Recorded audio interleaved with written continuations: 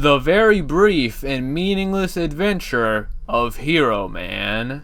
Yeah, I mean, this one just names itself. I don't even gotta come up with a video name. Definitely a game that I've been meaning to look at for a bit, and I'm glad we were able to finally make a video on it, because I think it's pretty interesting. But the title is pretty long, so I'll just call it Hero Man. Not to be confused with the anime Hero Man, which is like this anime with this kid that has like a toy robot, but then the robot becomes like a sentient robot, and he's a really cool looking robot. I dig this design. Okay, listen, I was trying to look up the Hero Man game, and I accidentally found this instead. The English opening kicks butt though. I rule with this jam. Like dang, this takes me back. I feel like I'm a kid watching cartoons and anime again. This rules. I love robots, man. Anyways, what the hell was I talking about? Oh yeah, Hero Man, hero. I'm sorry, y'all are getting full Manic Spacey writing this script. The very brief and meaningless adventure of Hero Man is an RPG released in November, I believe, of 2022. It's a game by a name familiar to watchers of this channel, Torch60, aka the Gamers of Gamer Excellent. That's not what they call themselves. I came up with that name. Y'all can use it though. Sergeant M directing and Special Agent Ape composing. Hero Man stars the titular Hero Man. In the Queendom of Somewhere, he goes on an adventure in order to stop the evil Dark Lord, Lord Doldrum. Sounds pretty basic, right? Well, more specifically, Hero Man is a parody RPG, one which pokes fun at the tropes of the genre. And some of y'all might be scratching their heads at that, like, wow, a straightforward parody game in 2022? And well, there's a detail I'm yet to mention. So, let's take a step back to 2014. You know, it's weird. Looking at things that happened in 2014, it really hasn't felt that long ago. But I don't know, time has ran miles past me at this point. But yes, the very brief and meaningless adventure of Hero Man is a remake of a game from Sergeant M back in 2014, known as The Very Brief and Meaningless Adventure of Hero Man. Yeah, it's the same title, I'm just wasting y'all's time. The original game was definitely a tad different, but besides some very interesting jokes removed and meme references I had to look up, there's a lot of similarity between the two games. However, I want y'all to share the same experience I had, as I feel it will make my explaining of the game more understandable, so I'm going to save talking about the original version of Hero Man until after I talked about the remake. But this does give some kind of context. I feel like the early 2010s and even before that was kind of the indie boom, and with creators having the power to make games, and with a lot of those creators growing up and loving retro games with certain tropes and reoccurrences they've come to love, despite being potentially ridiculous, it's not surprising a lot of parody games came out at this time. Like, this was the time where video game reference humor was at its highest level. It was basically a requirement to have an I am error joke in your game. Seriously, I was amazed going back to so many games from 2010, just how often I'd run into the joke. And can we talk about that? Isn't it interesting how much our humor has changed? Like, seeing I am error nowadays makes me sad. Like, why isn't this funny anymore? I wish I could laugh at this. I want to. Humor was so much more innocent back then. Obnoxious? Probably. But fun. Anyways, I don't know why I'm talking about this. Hero Man doesn't even have an I am error joke. So with what I've said so far, Hero Man doesn't seem like the most interesting game to talk about. But Hero Man has a good amount going for it. While it may look like a traditional RPG with its inventory, leveling, skills, equipment, shops, battles, the game can be beaten in about 20 minutes. I mean, hell, the game can be beaten in like 10 seconds if you know what you're doing. So what's up with that? Well, let's get into the game. Here's the title screen with our hero, Hero Man. Helmet horn the hell out because Sergeant M knows the drip. Going in game, we're asked to give meaning to the story of how Hero Man saved the land of Somewhere and the world. We find ourselves with the queen who has sent for us. She gives us our items and sends us on our way to beat the Dark Lord. Yeah, fast intro. Love the menu here with how it shows HP, MP, and all the character stats. Doesn't really matter too much for this game, but I like all the info being present here without having to go to the status page. Items and the like all have the familiar names I'm used to for Torch 60 games at this point. Regardless of the length and such of this game, there's always a sort of joy about the visual, musical, and tone aesthetic of these games for me. It's always what made Torch 60 special to me. Cozy, vibrant, cartoony, gamer, excellent. Venturing around for a bit, oh hey Glenn, I come across the prince. He asks to help in order to gain the respect of his mother, and I say sure. He doesn't join us as a party member though, he just grabs a key at the dresser and tells us to meet him at the nearby tower outside of town. Okay. Going around town getting pelted by jokes, I find a marionette stand, hosting friends that can join us, taking the form of certain classes. The mage. I can deal magic damage, but I'm very fragile. I might keep the healer busier than they bargained for. The cleric. I'm good at healing and not much else, which really brings into question the viability of healer characters in a lot of games. The soldier. I'm good at physical damage, but I can't learn any spells whatsoever. I'm basically a walking attack command. This was acceptable game design once upon a time. I hope you all can see the kind of humor this game is going for. I mean, no lie, I love these three. I think one of the funniest jokes in this game is just going into battle and seeing the soldier not having any magic like the other characters. Like, I don't know, I thought that was hilarious. So yeah, these are our party members, but they're also completely optional. Hell, I can choose to only ride out with certain ones if I want to. Quite a fan of their designs of course as well, especially the cleric with the mask and the heart necklace. Like, dang, steal their look. There's some other stuff going on in town. Some kid lost a bracelet down a well. I found some shady guy selling a key. Okay, sure. But regardless, I go to buy some equipment. The marionettes can't equip anything outside of rings, which are for the accessory slot. I saw this rather expensive but powerful fire blade. It looked strong, but I didn't nearly have the money to snatch it at the moment, so I just bought what I could. Even showing some love to the item salesperson. Like, hey, don't worry, I respect item shops in games. My secret strategy in RPGs is to always store up on antidotes at the start of the game. Little spacey trick for the gamers in the back. I see ya. Alright, let's head out. Now we're on this little world map area. Cool! So I don't know if at this point I already forgot what the prince said or I just misunderstood him. But see this yellow tower over there?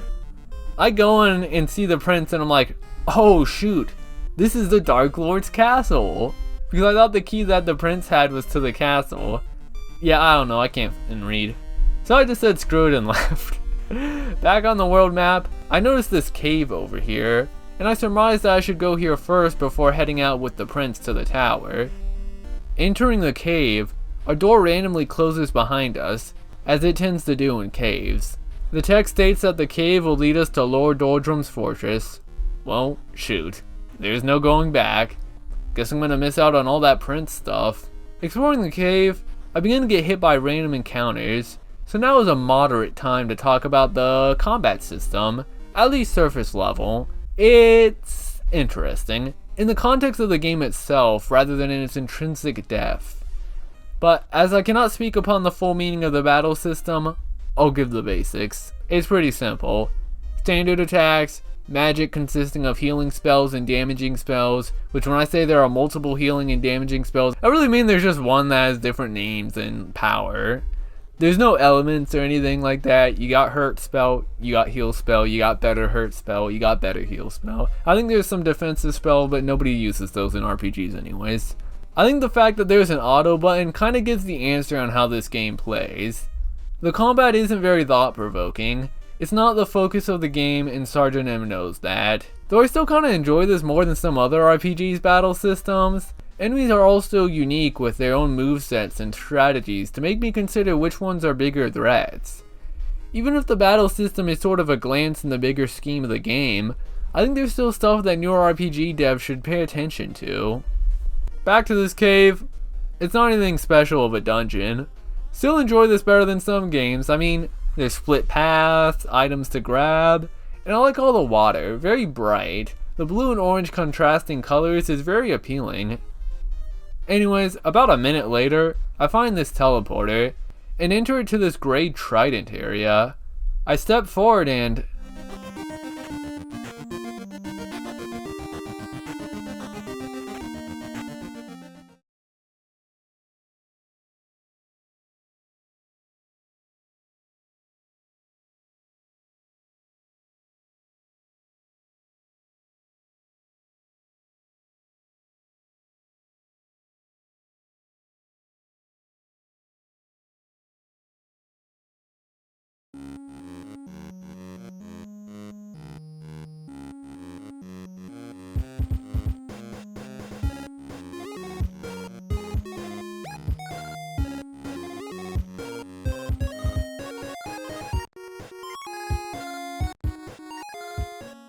And yep, not even 14 minutes in, and I already finished the game.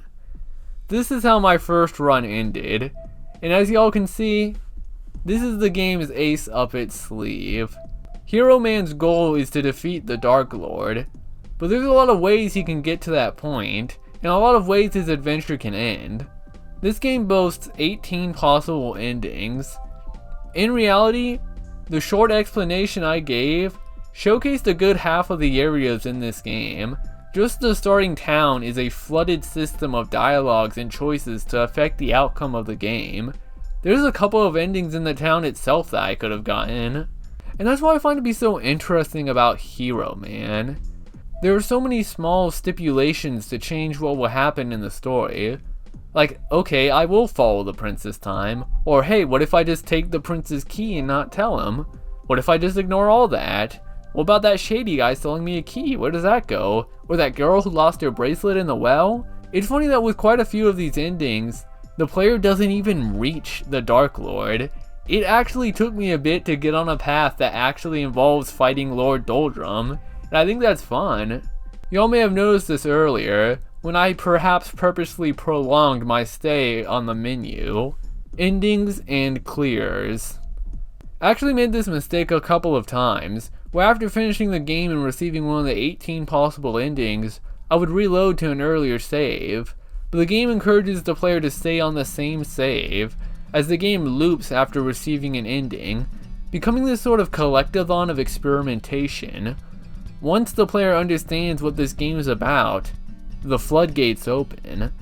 Starting out, it's pretty fun to discover and hunt for these endings, trying things like different party compositions, talking to certain NPCs, just trying to play around in this sandbox to discover its secrets.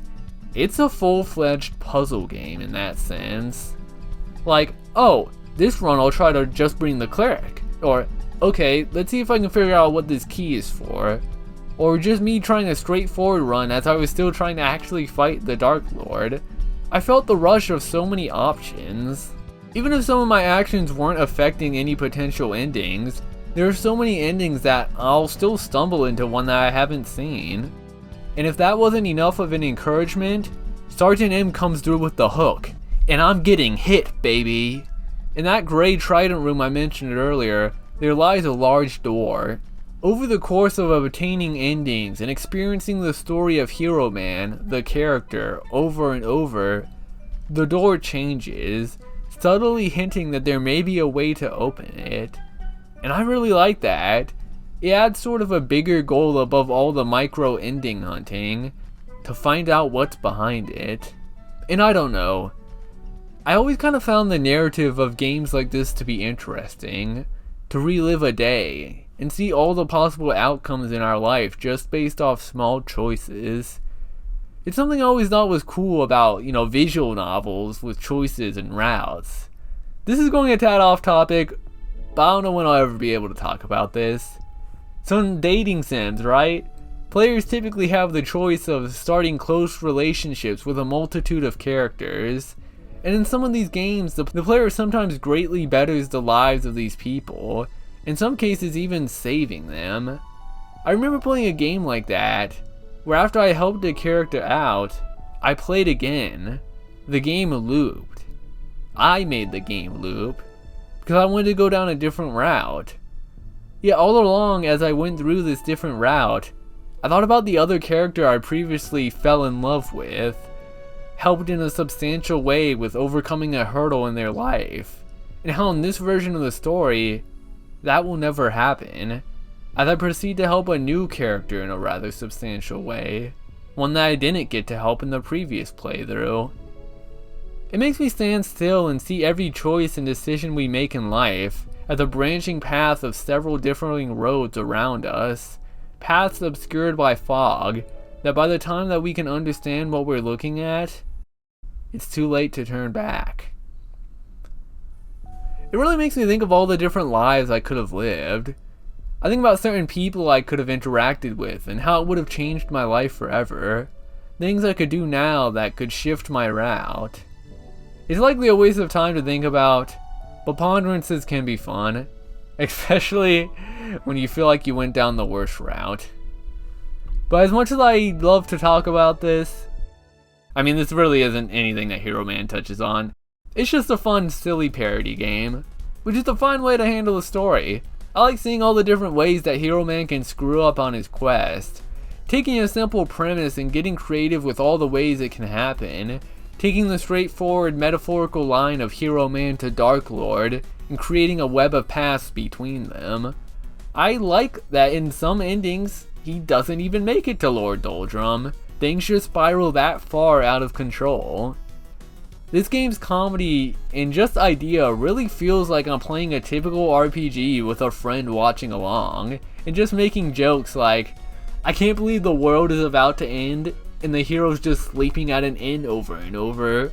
Wouldn't it be funny if that actually caused the end of the world?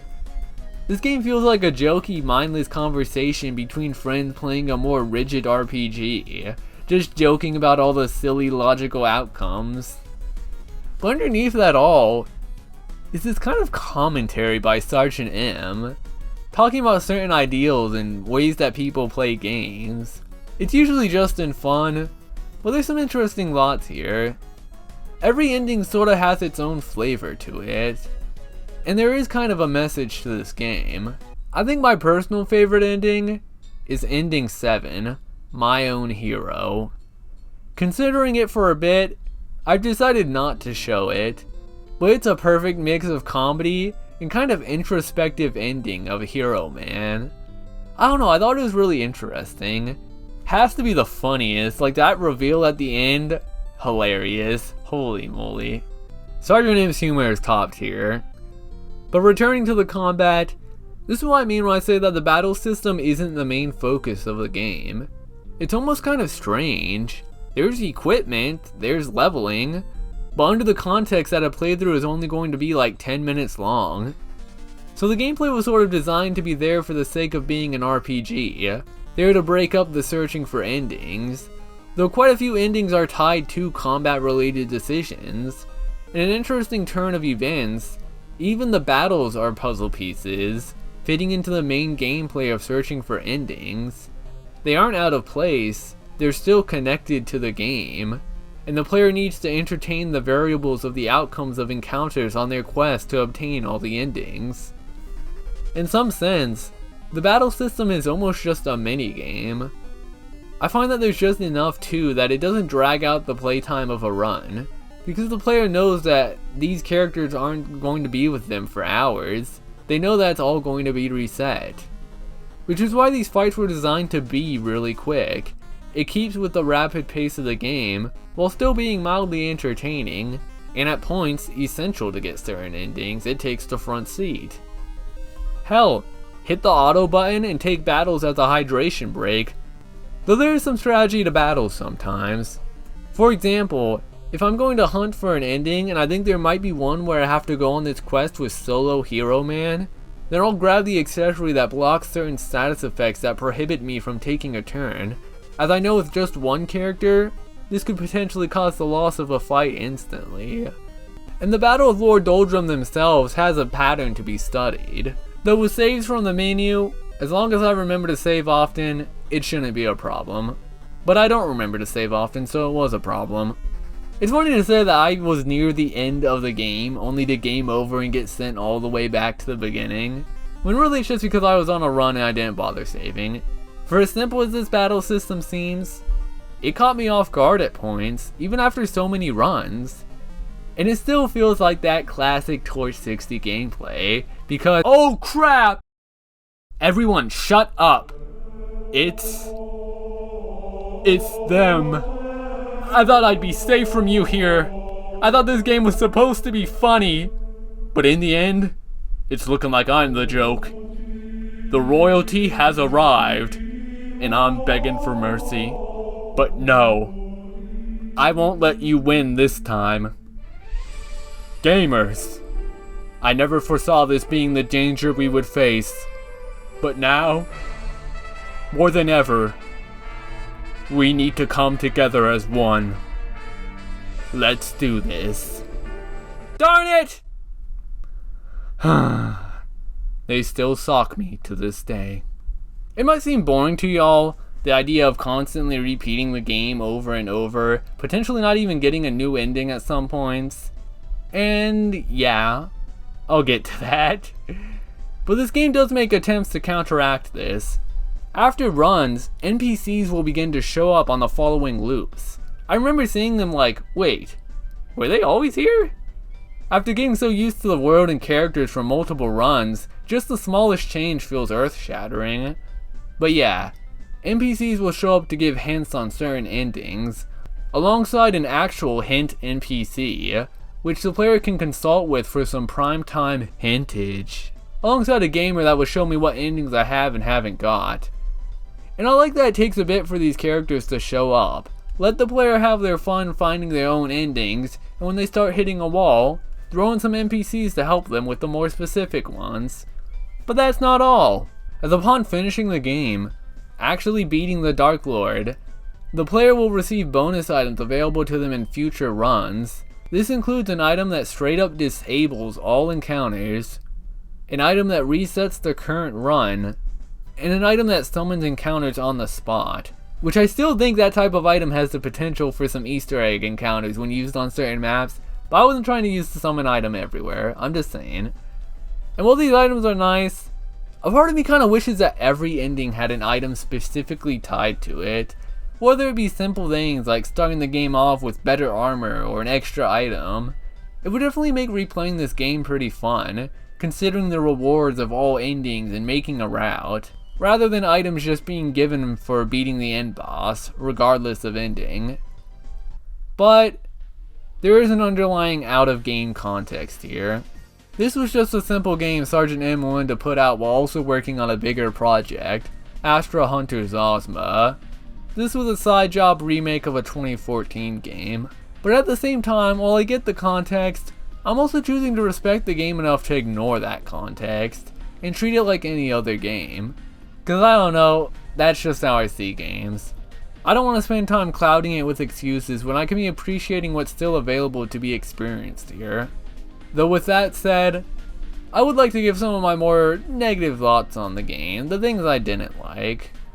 I feel like this is a pretty easy game to point out the flaws in, as it does seek to encourage the player to participate in things traditionally not favored by video game players. So in that case, are they really flaws when this was the intention of the creator to be played this way? Whatever it is, I will say these are some things that I didn't like too much about Hero Man. I mean, it's obvious. The repetitive nature at the very core of the game. I'm not certain if the mystery of the door was alluring enough for me to seek every ending for. But Spacey, you did get every ending and open the door. Well, yeah, but gamer, I'm also outside your house right now with a large plate of freshly made cornbread, and you won't run far. Be careful. What I'm saying is that even though it doesn't take long, there really aren't too many differences between my adventures. Always starting with the same selling off Hero Man's armor and buying all the next tier stuff, which if even I can remember that step-by-step process, that's how you know it was hammered into me from repeated playthroughs. I don't mean to be rude, but a lot of these endings feel rather fillery. While different things happen, I'd say about 90% of a playthrough consists of the relatively same journey of things I've already done, with only 10% being different just because I found the right variable or switch to press against. And what kills me is that a lot of these endings aren't the most interesting. A good amount of them is just going through the typical journey of defeating the Dark Lord while doing one thing different, with the only major change just being a different variation of the ending text. While some of these endings are humorous, it's like having to sit down for 5 to 10 minutes just to hear a joke.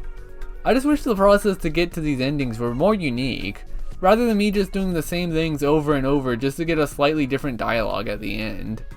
Which is weird when my actions such as the shady guy and the key really have nothing to do with the main plot of stopping the Dark Lord, they just bring it up. My favorite endings and versions of the story were the ones where I can see just how much Hero Man botches this story. Those were my favorite endings, where he doesn't even make it to the Dark Lord. I like the idea of a version of this game where the endings are just all the ways Hero Man can mess up his adventure to stop the Dark Lord. I find that a lot more interesting than just making it to the Dark Lord repeatedly. Because starting out, I was kinda hyped to finally find a way to fight Lord Doldrum, as I kept stumbling into endings that would end my quest earlier. It kinda built up some mystery around them. Imagine beating a game several times without even fighting the final boss. There are still some pretty cool variations. Having to fight the Dark Lord solo or at a low level did pose a slightly interesting challenge, but endings with a focus on grinding, which there are two that I can remember, can be a bit much for the already repetitive nature this game asks of the player.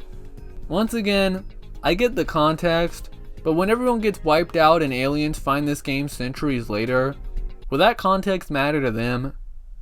I don't know if that made sense. Did that make sense? Should I keep it in the script? I don't know. But I have a respect for the craft enough to value this game as it is, and maybe that can be seen as my own flaw by others. Yet despite what I've said so far, I don't recall ever not enjoying this game. I can imagine I wasn't always having fun, I mean I'm just kinda doing the same thing. But I think this game is pretty cool. For the short adventure that it is, it still has that cozy, fun time charm I always love about Torch 60 games. From the bright graphics and expressive characters to the upbeat music. And I still think that the idea, while definitely could be executed in a potentially more interesting way with a lot more time, is still pretty good. But also can't help but feel, when considering everything I went through overall, if I really accomplished much by playing this game, the constant repetition of actions previously done can make things feel like a time waste. But can I really complain too much when the game itself kinda acknowledges that with its complete, final ending? That this was kind of a waste of time? But maybe everything is a waste of time, you know? This game kinda made me ponder the differences of games where I go on huge adventures to all these different areas, to ones where I repeat the same small journey. It made me wonder what makes one more valuable or rewarding than the other. While it can be easy to write this game off as a self-aware waste of time, I think there's something to be said when that is kind of the point. The final ending of this game, the reveal of what is behind that door, is pretty genius. I honestly love it.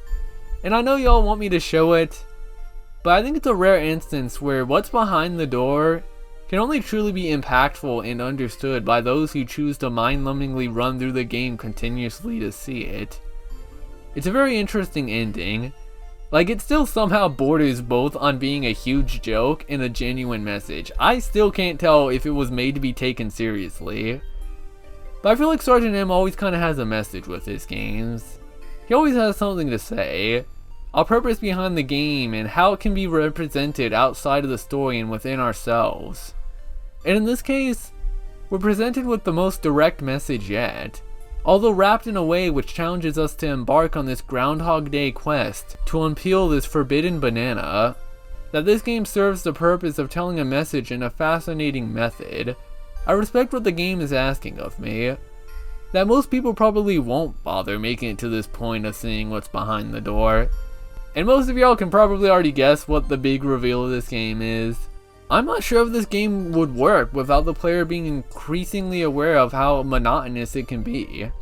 And I know what y'all are thinking. Spacey, you're coping real hard for this crap. And yeah, you know, probably. This is just a silly meme game from 2014 that got a remake. It's not that deep. But a part of me feels like Sergeant M really wanted to say something about all the ways we can enjoy life and the paths we take to do so. And like, damn, I keep missing the messages in his other games until it's too late, so I'm trying to make up for the past failures. I just think it's neat. Actually, thinking about it all while editing this video, I think I did find a meaning for Hero Man. At least to me. Because maybe I'm projecting, but this is something I've been going through quite a bit recently, of feeling stuck in life, constantly hitting the wall and feeling like you're never getting anywhere, just that total stalemate. And maybe that's what Hero Man represents, being stuck in that sort of repetitive situation every day, and finally being able to break free from it, take our past experiences and finally be able to get our freedom and see the world and the value of it.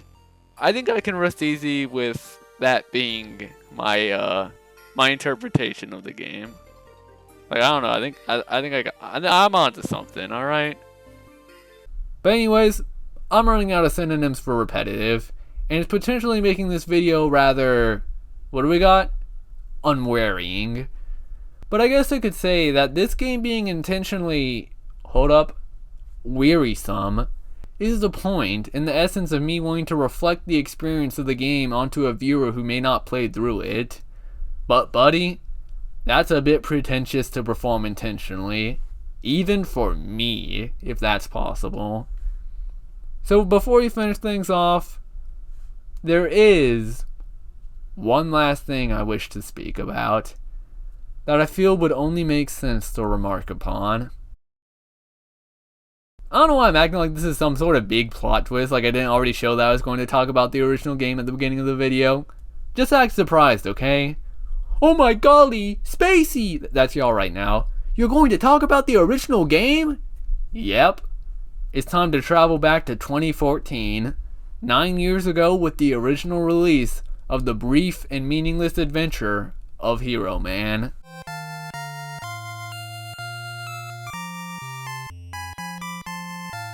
The music may be recognizable to some of y'all, and indeed, the soundtrack here is all from Dragon Quest, the game itself being very similar in style, Sergeant M saying that for enemy sprites he mashed sprites together from Dragon Quest. It's very different from the style seen in his games now, and arguably the similarity of style aids in the point of parody in which this game serves. Yet it can also be said that the divergence of styles in the remake is for the purpose of the new content being a recollection from Sergeant M himself on his own work. In other words, the Hero Man sprite is flipped and doesn't properly reflect the hands in which he holds the sword and shield, and I respect that the remake fixed that. Gamer Coolio.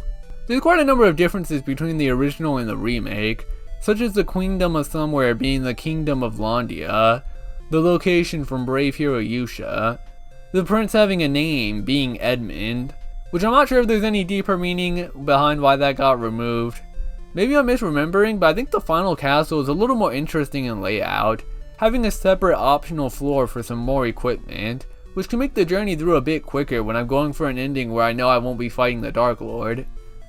The biggest change gameplay wise is that there were no marionettes in the original. This truly is a solo journey, and with there being no accessory slot this time around, Hero Man is particularly vulnerable to stunning status effects, which while this may seem to make fights more difficult, I honestly think this game is even easier than the remake. I can't remember much for interesting enemy mechanics. It really is just a mash A game, not much for strategy to consider, which could potentially be a parody of the genre in itself. All this to say, I think the Uzi Yusha, on my list of favorite Uzis, I'm gonna have to be honest, that's one of the better ones, might be near the top. I don't know why they weren't in the remake, this is gold. I like this one. Another major game change is the removal of the whole plot of the door. There is no looping mechanic in this game, no rewards for doing so. The game actually does encourage the player to just reload a past save, meaning I could make a save after equipping Hero Man instead of going through the same drip equip every time, so that's nice. Here's me soft walking because I did the spacey special of interacting with characters from a weird angle, so now the prince is just endlessly walking into me. One of the things I was expecting and curious on the most were the dialogue changes. Something Sergeant M would remark on the most with the remake is the replacing of outdated unfunny jokes. So I was kind of curious what kind of humor 2014 Sergeant M was packing. And yeah, there was some strange stuff. Like the church dialogue is a highlight of the entire game. Just this long-winded story about needing to be detoxed from taking too many pills from depression and being in a hospital with someone he called Charlie because he said good grief a lot. And it just keeps going on with this strange story that I really wonder where Sergeant M got this from. Like the church in the remake gives no such dialogue, but here it's one of the most out of place things about the game. I was kind of surprised on how exact this was in comparison to the remake. Like this game is mostly the same in terms of journey and the process of getting there. Though it's the content added by the remake, such as the extra endings, and more importantly the side goal of the teasing door, that ultimately gives the remake huge points and an actual purpose outside of just parody RPG. I mean, I still found a lot of the similar and removed jokes charming. I guess I've always kind of vibed with Sergeant M's sense of humor. Like, shoot, when most people make games like this that they aren't proud of anymore, you'd expect offensive jokes, obnoxious stuff, meme hell. But no, I think it's pretty fine. Like, the original game still retains my favorite ending, My Own Hero. I don't know though, I didn't check all the endings. Like, if y'all think I replayed this over and over to see all the endings, then I don't know what the hell kind of high expectations you have for me. Like, nah, no way in hell I'm going through this again. I'm good. But it was still fun to take a quickie glance at this to understand more about the remake. So with all that said, I think I've said my piece on this game though. So I'll give my final words. The very brief and meaningless adventure of Hero Man is an interesting case of a game.